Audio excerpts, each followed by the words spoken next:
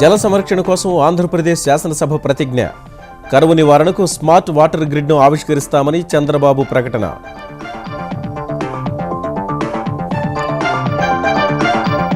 సాగునీటి ప్రాజెక్టులపై ఏపీ అసెంబ్లీలో అధికార విపక్షాల వాగ్వాదం. వైఎస్ హయాంలోనే ఎక్కువ నిధులిచ్చారన్న జగన్, తిప్పికొట్టిన సర్కార్.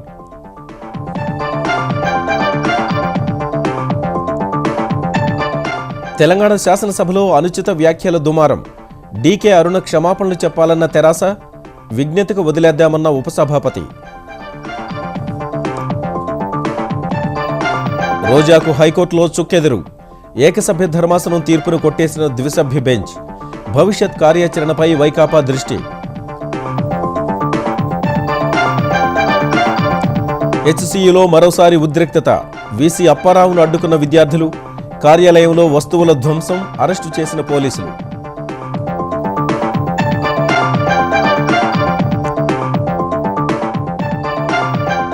ఎన్డీఏ సర్కార్ ప్రతిష్టాత్మక పథకాలపై ప్రధాని సమీక్ష. రహదారుల నిర్మాణం నుంచి నిర్వహణ వరకు నిశితంగా పరిశీలించాలని మోదీ ఆదేశాలు. బెల్జియంలో పేట్రేగిన ఐఎస్ ఉగ్రవాదులు. రాజధాని బ్రసెల్స్లో వరుస పేలుళ్లు. 34 మంది మృతి, 200 మందికి పైగా గాయాలు.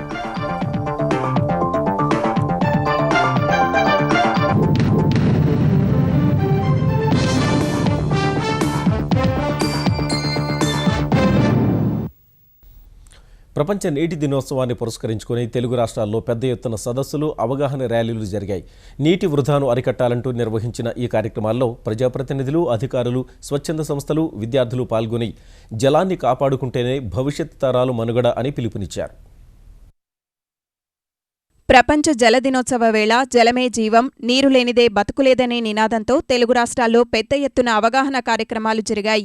ఆంధ్ర విశ్వవిద్యాలయంలో నిర్వహించిన కార్యక్రమానికి హాజరైన పలువురు ప్రముఖులు ఈ తరం నీటి పొదుపును పాటించుకుంటే రానున్న తరం పెనుముప్పును ఎదుర్కొనక తప్పదని హెచ్చరించారు. విశాఖ గాంధీ పార్కులో అవగాహన కార్యక్రమం నిర్వహించారు. విజయనగరంలో పాఠశాల విద్యార్థులు అవగాహన ర్యాలీ నిర్వహించి స్థానిక పార్కులో ఇంకుడు గుంతలు తవ్వారు. విజయవాడలో జలవనరుల శాఖ నిర్వహించిన సదస్సులో నీటిపారుదల శాఖ నిపుణులతో పాటు వివిధ కళాశాలలకు చెందిన విద్యార్థులు హాజరయ్యారు. గుంటూరులో రెడ్ క్రాస్ సొసైటీ నిర్వహించిన ప్రదర్శనలో కళాశాల, పాఠశాల విద్యార్థులు పాల్గొన్నారు. హిందూపురంలో ఈటీవీ ఈనాడు ఆధ్వర్యంలో విద్యార్థులకు అవగాహన సదస్సు నిర్వహించారు. కరీంనగర్ జిల్లా మెట్పల్లిలో విద్యార్థులకు ఈటీవీ ఈనాడు ఆధ్వర్యంలో నీటి పొదుపుపై చిత్రలేఖన పోటీలు నిర్వహించారు. వరంగల్లో పాఠశాల విద్యార్థులు భారీ ర్యాలీ తీయగా జిల్లాలోని నరసింహులపేటలో చైతన్య ర్యాలీ చేపట్టారు. వాక్ ఫర్ వాటర్ సంస్థ హైదరాబాద్లో మానవహారం నిర్వహించింది. బంజారాహిల్స్ కేబీఆర్ పార్క్ వద్ద నిర్వహించిన కార్యక్రమంలో mayor Bonthu Rammohan, GHMC commissioner Janardhan Reddy, movie artist association అధ్యక్షుడు రాజేంద్ర ప్రసాద్ సహా పలువురు సినీ నటులు పాల్గొని జలనిధిని అత్యంత విలువైన పెన్నిదిగా భావించి తగు రీతిలో పొదుపుగా వినియోగించుకోవాలని సూచించారు. నీటి బొట్టు నొడిసి పట్టు, నీటి కరువు తరిమి కొట్టు. అన్నము లేకున్నా మనం కొన్ని రోజులుండవచ్చు. నీటిని కాపాడకుంటే కాటికి పోవాల్సిందే. నీటిని ఆదా చేసే నేతలకే చేయకూడదాం, నీతిని దానం చేసే దాతకు దండం పెడదాం.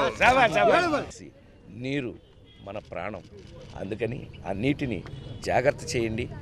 రాబోయే తరాల కోసం మీ మనసుని కొంత యూజ్ చేసి వాళ్ళ కోసం కూడా మీరు ఆలోచించండి. ఎప్పుడు అడిగినా పక్క వాళ్ళకి నీరు ఇచ్చే పరిస్థితుల్లో మీరందరూ ఉండాలి అని నేను మనస్ఫూర్తిగా కోరుకుంటున్నాను. హైదరాబాద్లో నేషనల్ జియోఫిజికల్ రీసెర్చ్ ఇన్స్టిట్యూట్ అవగాహన పరుగు నిర్వహించింది. కుత్బుల్లాపూర్, సుచిత్రా కూడలిలో వివిధ కాలనీల సంక్షేమ సంఘాలు నిర్వహించిన ర్యాలీకి ఎమ్మెల్యే వివేక్ గౌడ్ హాజరయ్యారు.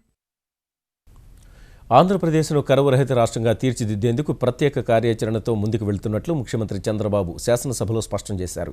ఎలాంటి పరిస్థితులనైనా సమర్థంగా ఎదుర్కోవడమే లక్ష్యంగా పెద్ద ఎత్తున పంట కుంటల్ని తవ్వించడం సహా పంటల్ని కాపాడేందుకు రెయిన్ గన్లను అందుబాటులో ఉంచామన్న ఆయన ఈ ఏడాది చెరువులన్నింటినీ నింపి భూగర్భ జలాలు పెంచుతామని చెప్పారు. నదుల అనుసంధానం సహా ఆంధ్రప్రదేశ్లో స్మార్ట్ వాటర్ గ్రిడ్ను ఆవిష్కరిస్తామని ప్రకటించారు. ప్రపంచ జల దినోత్సవాన్ని పురస్కరించుకుని శాసనసభలో ప్రకటన చేసిన ముఖ్యమంత్రి చంద్రబాబు ఆంధ్రప్రదేశ్లో జల సంరక్షణకు తీసుకుంటున్న చర్యలను వివరించారు. దేశంలోనే తక్కువ వర్షపాతం పడే జిల్లాల్లో రెండోదిగా ఉన్న అనంతపురం జిల్లా సహా రాయలసీమలో కరువును పారదోలేందుకు స్పష్టమైన కార్యాచరణతో ముందుకెళ్తున్నట్లు వివరించారు. అనంతపురం జిల్లాలో ఉండే పొలాల దిశ, రాయలసీమలో ఉండే పొలాలు, ప్రతి ఒక్క పొలంలో బ్రహ్మాండమైన పండ్ల తోటలు వస్తాయి. వరి ధాన్యం కంటే పండ్ల తోటలో ఎక్కువ ఆదాయం వస్తుంది. అలాంటి పండ్ల తోటలు వేయగలిగితే ఆదాయం పెరుగుతుంది. అదే మరి వ్యవసాయ ఆధార పరిశ్రమలు వస్తాయి. ప్రజలు సహకరించగలిగితే రాయలసీమ హార్టికల్చర్ హబ్ గా తయారవుతుంది. ప్రపంచానికి ఒక తలమానికంగా తయారవుతుంది. ప్రాజెక్టులను ప్రాధాన్యతా క్రమంలో పూర్తి చేస్తుండడం సహా ఎత్తిపోతల పథకాల ద్వారా లక్షలాది ఎకరాలకు సాగునీరు అందిస్తున్నామని చెప్పిన చంద్రబాబు నదుల అనుసంధానం ఆవశ్యకతను మరోసారి వివరించారు. ఎన్నో సంవత్సరాలుగా నదుల అనుసంధానం మాట్లాడుతూ ఉంటే పట్టిసీమ ద్వారా గోదావరి నీళ్లు కృష్ణా నదికి అనుసంధానం చేసిన ఏకైక ప్రభుత్వం తెలుగుదేశం ప్రభుత్వం. అధ్యక్ష, రాబోయే రోజుల్లో కృష్ణా నుంచి పెన్నాకు నీళ్లు తీసుకురావాలి. ఆ నదుల అనుసంధానం కూడా జరగాలి. వంశధార పక్కన నాగావళి అనుసంధానం జరగాలి. మొత్తం చూస్తే కొత్తగా ఆయకట్టు గాని స్థిరీకరణ గాని 17,15,000 ఎకరాలకి నీళ్లు ఇవ్వగలిగామని చెప్పి తెలియజేసుకుంటున్నాను. రాబోయే 5-6 సంవత్సరాల్లో రాష్ట్రాన్ని ఒక కరువు రహిత రాష్ట్రంగా తయారు చేయడం ఈ రాష్ట్ర ప్రభుత్వం యొక్క ఏకైక ధ్యేయం. ఫోకస్ అప్రోచ్ తో ముందుకు పోతున్నాం. కరువు పరిస్థితులను అధిగమించేందుకు పంట సంజీవని కింద రాష్ట్రంలో 10 లక్షల పంట కుంటలు తవ్వాలని లక్ష్యంగా పెట్టుకున్నామన్న చంద్రబాబు తద్వారా భూగర్భ జలాలు పెరుగుతాయని చెప్పారు. స్మార్ట్ వాటర్ గ్రిడ్ తయారు కావాలి. ఒక నదుల అనుసంధానంతోనే సాధ్యం కాదు. మనకు పడిన వర్షపు నీరుని ప్రతి ఒక్క చుక్క కూడా భూగర్భ జలాలుగా మార్చుకోవాలి. ఏ ఊర్లో వర్షపు నీరుని ఆ ఊర్లోనే పొదుపు చేసుకునే పరిస్థితి రావాలి. అది పొదుపు చేయగలిగితే నిజమైన స్మార్ట్ వాటర్ గ్రిడ్ తయారవుతుంది. దానివల్ల మన ఇబ్బందులు పూర్తిగా తగ్గుతాయని చెప్పి కూడా తెలియజేసుకుంటున్నాను. కరువును చూసి మనం భయపడడం కాదు, మనములు చూసి కరువు భయపడే చర్యలు మనం చేపట్టవలసిన అవసరం ఉంది. అనంతరం సభాపతి కోడెల జల సంరక్షణపై సభ్యులతో ప్రమాణం చేయించారు.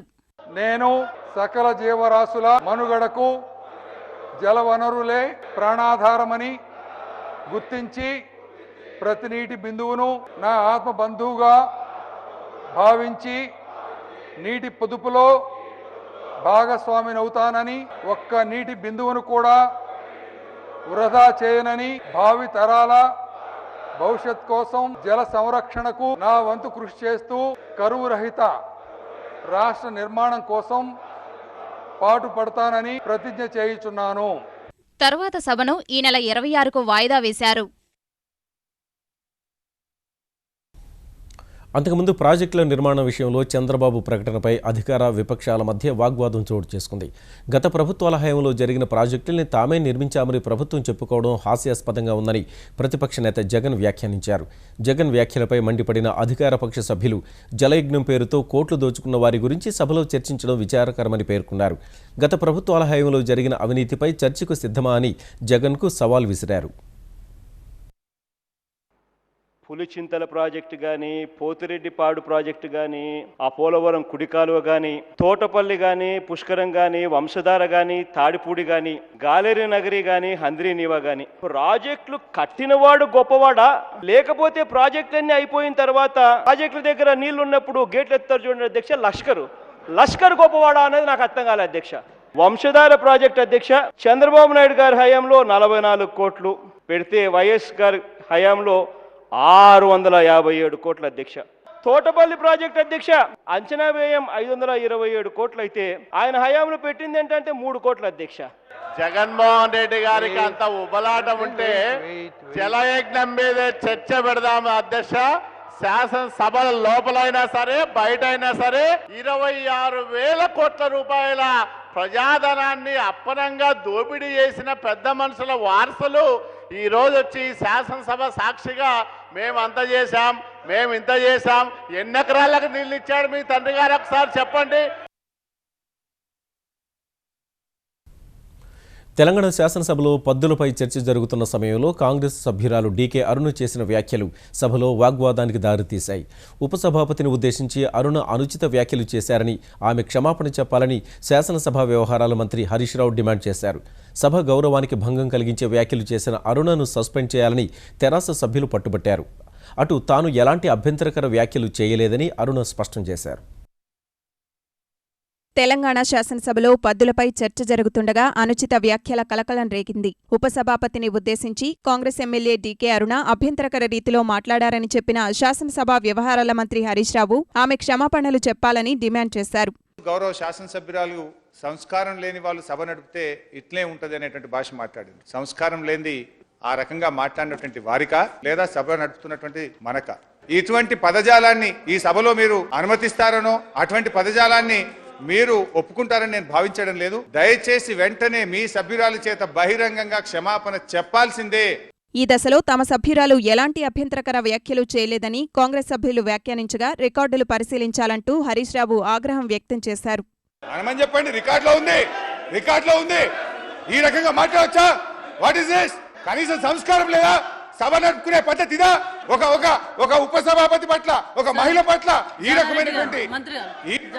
తర్వాత మాట్లాడిన ప్రతిపక్ష నేత జానారెడ్డి పంతాలు పట్టుదలకు పోకుండా సభను నడపాలని కోరారు. సభ హుందాగా నడపడానికి మేము సహకరించడానికి తయారుగా ఉన్నాం. వాదోపవాదాలతో కాకుండా ఎవరి విజ్ఞతకు, ఎవరి ఆత్మవిమర్శకు వాటికి వదిలేసేసి సభని ముందుకు నడపవలసిందిగా సభకు నేను విజ్ఞప్తి చేస్తున్నాను. అనంతరం మాట్లాడిన డీకే అరుణ సభాపతిని ఉద్దేశించి తాను ఎలాంటి వ్యాఖ్యలు చేయలేదని, ఉద్దేశపూర్వకంగా అబాండాలు వేస్తున్నారని చెప్పారు. మీరు తోటి మహిళ డిప్యూటీ స్పీకర్గా ఉన్నారు. ఈ సభను ఉద్దేశించి నేనేదైతే సంస్కారం లేకుండా అనేటటువంటి ఒక అభియోగం నా పైన మోపుతున్నారో లెజిస్లేటివ్ అఫేర్స్ మినిస్టర్ గారు, అది అవాస్తవము. ఎందుకంటే లెజిస్లేటివ్ మినిస్టర్ గారు అక్కడి నుంచే నాకు సంస్కారం అనేటువంటి మాట రికార్డు తీసుకుని అధ్యక్ష ఒకసారి నన్ను ఏమన్నారు? అధ్యక్ష వినండి, ఇప్పుడు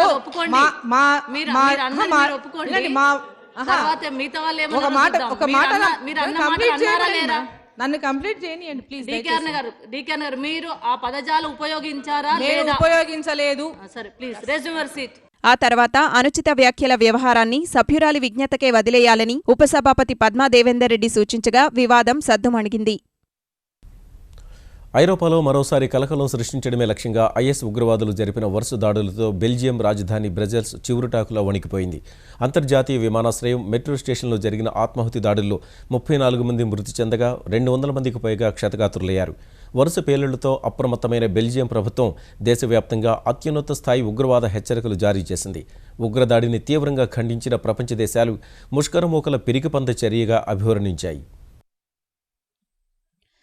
పారిస్ నరమేధంతో సంబంధం ఉన్నట్లు అనుమానిస్తున్న సలాహ్ అబ్దెస్లాంను అత్యంత నాటకీయ రీతిలో బెల్జియం పోలీసులు అరెస్టు చేసిన 4 రోజులకే రాజధాని బ్రసెల్స్ వరుస బాంబు పేలుళ్లతో దద్దరిల్లింది. బ్రసెల్స్ నగరానికి 12 కిలోమీటర్ల దూరంలో ఉన్న జావెంటమ్ అంతర్జాతీయ విమానాశ్రయంలో జంట పేలుళ్లు జరగ్గా, నగరంలోని ఐరోపా సమాఖ్యకు చెందిన ప్రధాన సంస్థలకు సమీపంలోని మాల్బీక్ మెట్రో స్టేషన్లో మరో పేలుడు సంభవించింది. స్థానిక కాలమానం ప్రకారం ఉదయం 8 గంటల ప్రాంతంలో జరిగిన ఈ 3 పేలుళ్లతో ప్రయాణికులంతా చెల్లాచెదరయ్యారు. విమానాశ్రయంలో జంట పేలుళ్లు అమెరికా ప్రయాణికులు వేచి ఉండే గదులకు సమీపంలో జరిగాయి. పేలుళ్ల అనంతరం విమానాశ్రయం సహా మెట్రో స్టేషన్లో భీతావహ పరిస్థితులు నెలకొన్నాయి. పేలుడు దాటికి విమానాశ్రయం పైకప్పు కొంతమేర ఊడిపడగా భవనం కిటికీల అద్దాలు ధ్వంసమయ్యాయి. ఈ భవన ద్వారం వద్ద భారీగా పొగ ఆవరించింది. ఈ పేలుళ్లలో 10ల సంఖ్యలో ప్రాణాలు కోల్పోగా క్షతగాత్రులను అగ్నిమాపక సిబ్బంది సమీప ఆసుపత్రులకు తరలించారు.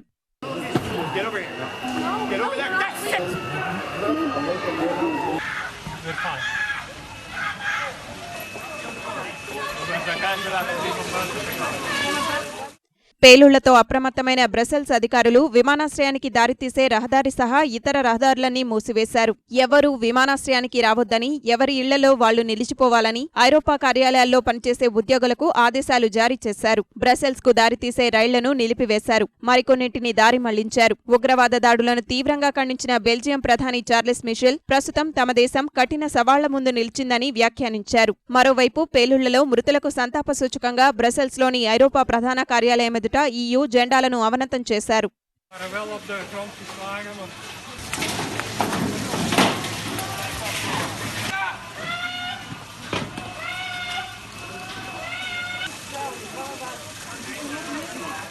పేలుళ్లలో భారతీయులెవరూ మరణించలేదని విదేశాంగ శాఖ ప్రకటించగా, భారత్కి చెందిన జెట్ ఎయిర్వేస్లోని 2 క్యాబిన్ సిబ్బందికి గాయాలైనట్లు ఆ సంస్థ వెల్లడించింది. బ్రసెల్స్ పేలుళ్లతో అప్రమత్తమైన ఐరోపా దేశాలు విమానాశ్రయాలు సహా జనసమర్థ ప్రాంతాల్లో భద్రత కట్టుదిట్టం చేశాయి. ఫ్రాన్స్ అన్ని విమానాశ్రయాల్లో హై అలర్ట్ ప్రకటించింది. ఫ్రాన్స్ అధ్యక్షుడు ఫ్రాంకోయిస్ హాలాండే ఉన్నతాధికారులతో భద్రతపై సమీక్ష నిర్వహించారు. బ్రిటన్ ప్రధాని డేవిడ్ క్యామరూన్ బెల్జియంకు అన్ని విధాలా సాయం చేస్తామని ప్రకటించారు. ఈ నెల 30న బెల్జియం వెళ్లనున్న భారత ప్రధాని నరేంద్ర మోదీ బ్రసెల్స్ దాడిని తీవ్రంగా ఖండించారు. బాధిత కుటుంబాలకు ప్రగాఢ సానుభూతి తెలిపారు. రోహిత్ ఆత్మహత్య వ్యవహారంపై అట్టుడికిన హైదరాబాద్ కేంద్రీయ విశ్వవిద్యాలయంలో మరోసారి ఉద్రిక్తతలు తలెత్తాయి. సెలవుపై వెళ్లిన ఉపకులపతి అప్పారావు తిరిగి విధుల్లో చేరడాన్ని వ్యతిరేకించిన విద్యార్థి ఐకాస ఆయన వసతి గృహంపై దాడికి దిగి బీభత్సం సృష్టించింది. అక్కడే ఆందోళన చేస్తున్న విద్యార్థుల్ని పోలీసులు అరెస్టు చేశారు. రోహిత్ ఆత్మహత్య వ్యవహారంలో సెలవుపై వెళ్లిన ఉపకులపతి అప్పారావు తిరిగి ఇవాళ విధుల్లో చేరడం హైదరాబాద్ కేంద్రీయ విశ్వవిద్యాలయంలో తీవ్ర ఉద్రిక్తతకు దారితీసింది. బాధ్యతలు చేపడుతున్నట్లు ఆయన మీడియా సమావేశం ఏర్పాటు చేయగా వీసీ రాకను వ్యతిరేకిస్తూ విద్యార్థులు దాడికి పాల్పడ్డారు. వసతి గృహం అద్దాలు, ఫర్నిచర్, ఇతర పరికరాలను ధ్వంసం చేశారు. దాడిని నిరసిస్తూ విశ్వవిద్యాలయం సిబ్బంది విద్యార్థులతో వాగ్వాదానికి దిగారు. సిబ్బంది, కొందరు ప్రొఫెసర్లు విద్యార్థులకు వ్యతిరేకంగా నినాదాలు చేయగా పరిస్థితి తీవ్రరూపం దాల్చింది. ఈ క్రమంలో మీడియాపైనే విద్యార్థి సంఘాలు దాడికి దిగాయి.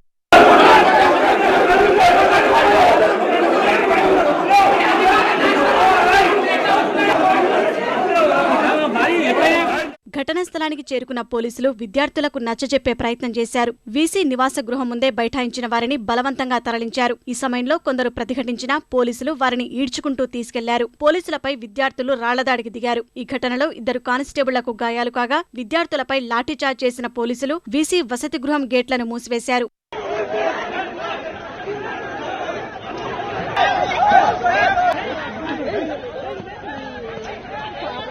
మరోవైపు విద్యార్థుల దాడిని వ్యతిరేకిస్తూ మీడియా ప్రతినిధులు నిరసన చేపట్టారు. పోలీసులు పలుమార్లు సర్ది చెప్పగా పరిస్థితి కాస్త అదుపులోకి వచ్చింది.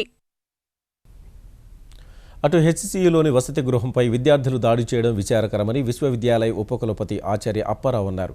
అధికారులు సిబ్బందితో సమావేశం జరుపుతుండగా విద్యార్థులు తలుపులు బద్దలు కొట్టి లోనికి దూసుకొచ్చేందుకు ప్రయత్నించారన్న ఆయన ఇలాంటి చర్యలతో విశ్వవిద్యాలయానికి చెడ్డ పేరు వస్తోందన్నారు.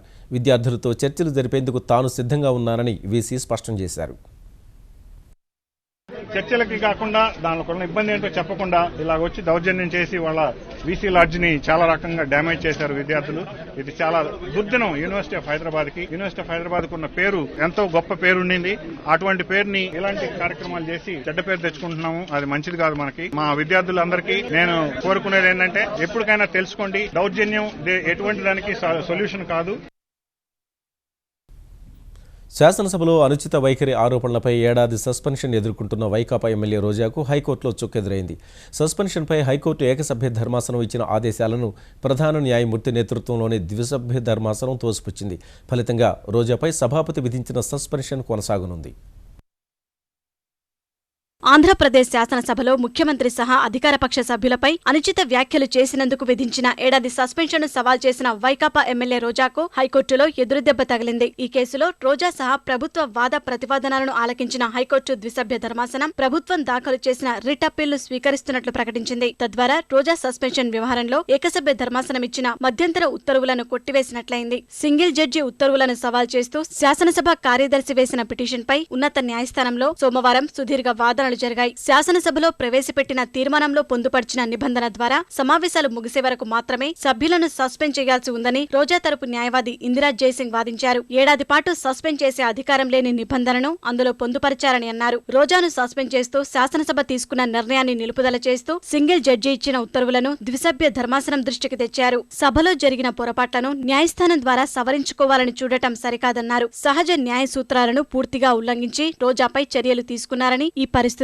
ప్రభుత్వం దాఖలు చేసిన అప్పీల్ను తోసిపుచ్చాలని ధర్మాసనానికి విజ్ఞప్తి చేశారు. ప్రభుత్వం తరపున వాదనలు వినిపించిన సీనియర్ న్యాయవాది పిపి రావు శాసనసభ తీసుకునే నిర్ణయాలపై న్యాయస్థానాలు జోక్యం చేసుకోజాలవని స్పష్టం చేశారు. సభానాయకుడితో పాటు సభ్యులపైన అనుచిత వ్యాఖ్యలు చేయడం, సభను అడిగడుగునా అడ్డుకోవడం వంటి తీవ్ర చర్యల వల్లే రోజాపై ఆర్టికల్ 194(3) ప్రకారం ఏడాది సస్పెండ్ చేసినట్లు వివరించారు. సస్పెన్షన్ తీర్మానం చేసే సమయంలో పొందుపర్చిన నిబంధన 342 పొరపాటని, దానిని సవరించుకునే వెసులుబాటు సభకే ఉందని గుర్తు చేశారు. డిసెంబర్ 18న రోజాను సస్పెండ్ చేస్తే ఫిబ్రవరి 10 వరకు ఆమె న్యాయస్థానాన్ని ఆశ్రయించలేదనే విషయాన్ని ప్రస్తావించారు. చేసిన తప్పు ఒప్పుకొని క్షమాపణ చెప్పితే సభలోకి అనుమతిస్తారని ధర్మాసనానికి నివేదించారు. పిటిషనర్ తప్పు చేయనప్పుడు క్షమాపణ చెప్పే అంశం ఎలా ఉత్పన్నమవుతుందని రోజా తరపు న్యాయవాది వాదించారు. అనంతరం ఏకసభ్య ధర్మాసనం తీర్పును పక్కన పెడుతున్నట్లు ప్రకటించిన ద్విసభ్య ధర్మాసనం ఆ తీర్పుపై రోజా దాఖలు చేసిన పిటిషన్ను తిరిగి ఏకసభ్య ధర్మాసనానికి బదిలీ చేసింది. ఆంధ్రప్రదేశ్లో పార్టీ వీడిన ఎమ్మెల్యేలపై అనర్హత వేటు వేసేందుకు వైకాపా వ్యూహాత్మకంగా అడుగులు వేస్తోంది.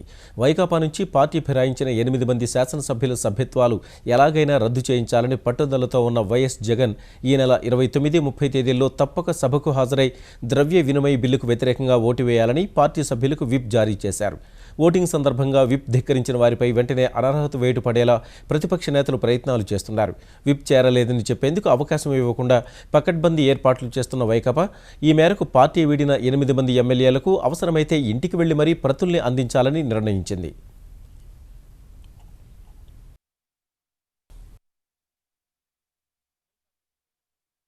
వ్యాపార దిగ్గజం డొనాల్డ్ ట్రంప్, విదేశాంగ శాఖ మాజీ మంత్రి హిల్లరీ క్లింటన్ మధ్య పోరు ఖాయంగా కనిపిస్తోంది. రిపబ్లికన్ల తరఫున ఎన్నికల బరిలోకి నిలిచేందుకు జరుగుతున్న పోరులో డొనాల్డ్ ట్రంప్ అగ్రస్థానంలో ఉండగా డెమోక్రాట్ల విషయంలో హిల్లరీ ముందంజలో ఉన్నట్లు CNN-ORG నిర్వహించిన ముందస్తు సర్వేలో తేలింది. రిపబ్లికన్ల అధ్యక్ష అభ్యర్థిత్వం కోసం ప్రస్తుతం 3 పోటీ పడుతుండగా 46% మంది మద్దతుదారులు ఓట్లు పొందిన ట్రంప్ ప్రత్యర్థులకు అందనంత ఎత్తులో నిలిచారు. ఆ తర్వాత స్థానంలో ఉన్న టెడ్ క్రూజ్కు 26% మంది మాత్రమే మద్దతు తెలపగా జాన్ క్యాసిక్ 20% ఓట్లతో 3వ స్థానానికి పరిమితమయ్యారు. డెమోక్రాట్ల విషయంలో 51% ఓట్లతో హిల్లరీ అగ్రస్థానంలో ఉండగా ఆమె ప్రత్యర్థి బెర్నీ శాండర్స్ 44% ఓట్లతో 2వ స్థానంలో నిలిచారని CNN-ORG సర్వే తెలిపింది. ఎన్డీఏ సర్కార్ ప్రతిష్టాత్మకంగా తీసుకున్న ప్రధానమంత్రి గ్రామ్ సడక్ యోజన కింద నిర్మితమయ్యే రహదారులపై నిర్మాణ దశ నుంచి నిర్వహణ దశ వరకు ప్రత్యేక దృష్టి పెట్టాలని ప్రధాని నరేంద్ర మోదీ అధికారులకు సూచించారు. PMGSY దీన్ దయాళ్ అంత్యోదయ యోజన DAYపై సమీక్ష నిర్వహించిన ప్రధాని నీతి ఆయోగ్ ఈ 2 పథకాల పనితీరును తెలుసుకున్నారు.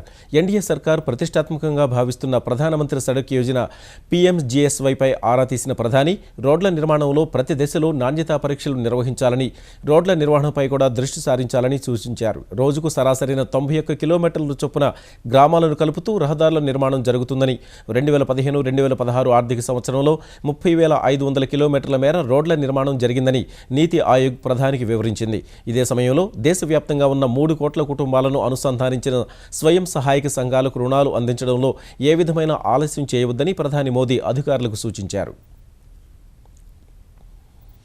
జమ్మూ కాశ్మీర్లో PDP భారతీయ జనతా పార్టీ సంకీర్ణ ప్రభుత్వ ఏర్పాటుపై నెలకొన్న ప్రతిష్టంభనకు తెరపడినట్లే కనిపిస్తోంది.